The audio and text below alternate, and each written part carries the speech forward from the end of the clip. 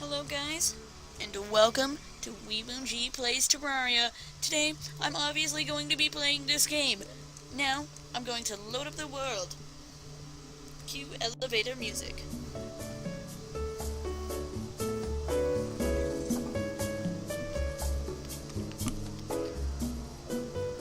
Alright, and we're here.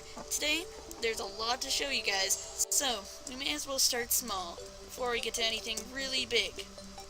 Alright, this is just a little hospital. Obviously, the taxpayer dollars didn't really go into it. Ignore those guys, like, flying up like monkeys. They're professionals. If you have platforms like this, just glide up them. It's really weird. Anyways, hospital, nice bed. This is where the nurse works. This is the dry trader's house. If you guys have ever played Terraria, you know that his prices are too high. Hence the giant pile of gold. This house used to actually be a forge with lava and stuff in it. It was pretty cool. But I still have all my crafting stuff down here just because I didn't want to move it.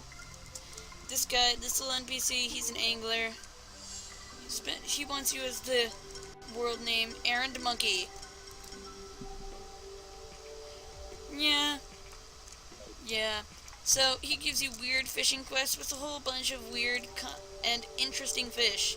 This is the pub. This is where the pirate is supposed to live, because he's quote-unquote just visiting. This is a watchtower, just because I thought it would be cool to make one. You can go up and escape that way. This is a lava pit. I just got, like, 4th degree burns. Those don't exist, but I say they do. Or do they? But this is just for, when events happen, like, when events like the Frost Legion happen, or pirate invasions, or solar eclipses. It's where a whole bunch of foot soldier guys basically just keep running, and they'll fall right into the lava pit, and I'll just chill inside the pub. This is the treehouse. This is where I started everything. It's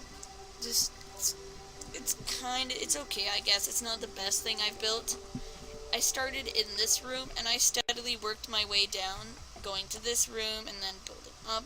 And then I worked my way down with the dining room that somebody lives in, and the wizard's house. Going all the way down and building out this little town platform area, and this lake. This was actually here beforehand. That was a weird lighting error. But this is the dry hat's house. This is the steampunker's house, which is not intended to have these two other NPCs inside. But she sells jetpacks, interesting things. This guy sells like rockets, nanites. The Daryl just sells guns and ammo, pretty much. This is the NPC apartment. Sorry, pardon me, my phone's going off. But this is the NPC apartment, and the NPCs, 4 NPCs, just chill out in here, including the guest. He's probably the best character in the game, because he tells you how to craft a whole bunch of stuff. And they're too stupid to escape because they don't know what the down button is. It's tragic, really. This is the artificial mushroom biome I created for this guy. If you can't beat him, eat him. There's a giant joke running that he's a mushroom and you can eat him. But, I gave him a giant mushroom house. It's not anything super special, but, it's a mushroom house. Alright guys, pardon that interruption. Let's keep moving. It's a little desert. This wall marks a very dark time in my Terraria world. This wall fended off the corruption for many a day, until I finally took the fight to the corruption. I'll show you. On this map, this entire surface area used to be corrupted.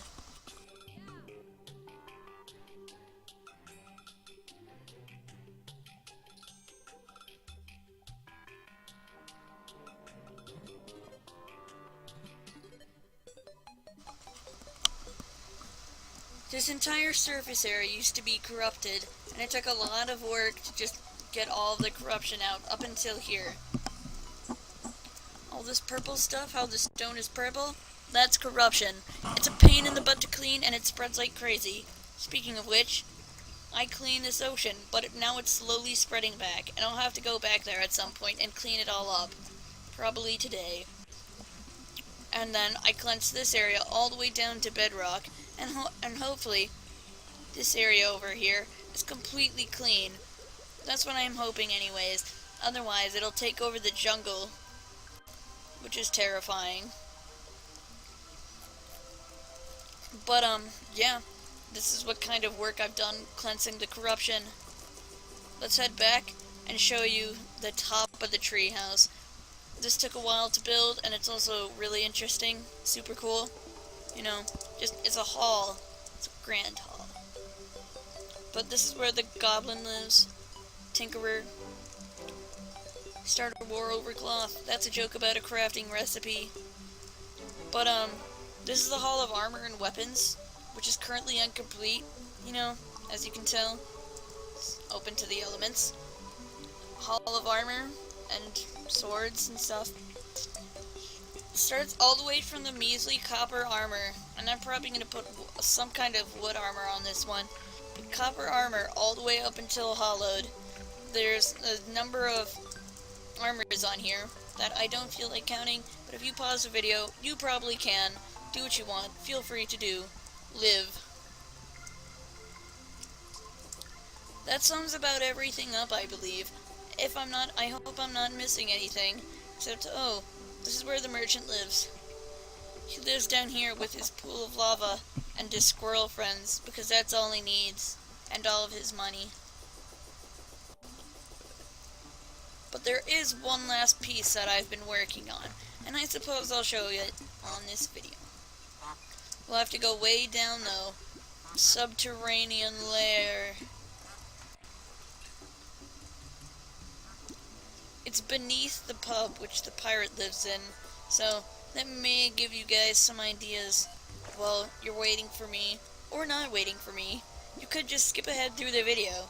This will probably take like 40 seconds, you know. So, why don't you just go on through the video. You know, it's not like I'm almost there already. Not like I'm almost there. Yep, I'm going through. Here we are at the subterranean grotto. This is Pirate Grove. This took me about 4 hours to build because no life. I've spent admittedly too much time on this game. Go to my Steam account, find out how much of a life I don't have. The Pirate Grotto, you know, has a sunken pirate ship. Whatever genius who built it down here must have been severely under the influences of piratey drinks. Seriously, guys, so wasn't a good idea. Water must have lowered, and the ship cracked in half. Added some nice foliage effects, had it all slanted like this, because it's actually quite challenging to get wood slanted like this. This looks like 2 blocks, but it's in fact actually 3 different blocks that make this slant. Now I have to fix it. Boop, boop, boop, boop. I accidentally got a wall. That's not alright. I'm gonna put that back. Gotta keep it nice. Ship broke in half, leaving lots of loot, piratey booty. You know, don't take it wrong.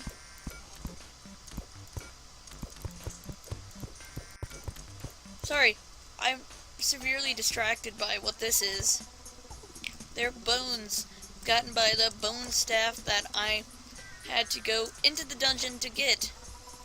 It was a lot of tough grinding, but, you know, got this Spectre armor. It's really impressive. I suppose there is one more thing to show you. Something that's been incredibly annoying to me for the past, like, week. There's this event in the game called the Pumpkin Moon, and I got the Spectre armor specifically for this event. It features a lot of hard enemies, and as you can see, I'm not very good at it. Considering all these graves, you know, just... Greek fire, those are how many deaths. I've had a lot more than that. Greek fire, flaming wood, flaming wood. Let's hover over the lava. Pumpkin. Ouch. Pumpkin. Morning wood. Flaming wood. You get the idea. But this arena is special because, sorry Mr. Slime, it has a trap. These all came from the lizard temple. Helpful for doing any damage to any creature unfortunate enough to fall into here. It's pretty swell arena, you know, pretty swell world, I suppose, for all the time I've wasted on this game. There is another world that just building up to what kind of gear I have, including the beetle armor, the spectre armor, just everything. There is another world, but I just don't feel like showing it because it's not really up to my standard of building. I hope you guys enjoyed this world tour, and I thank you for watching. Sayonara.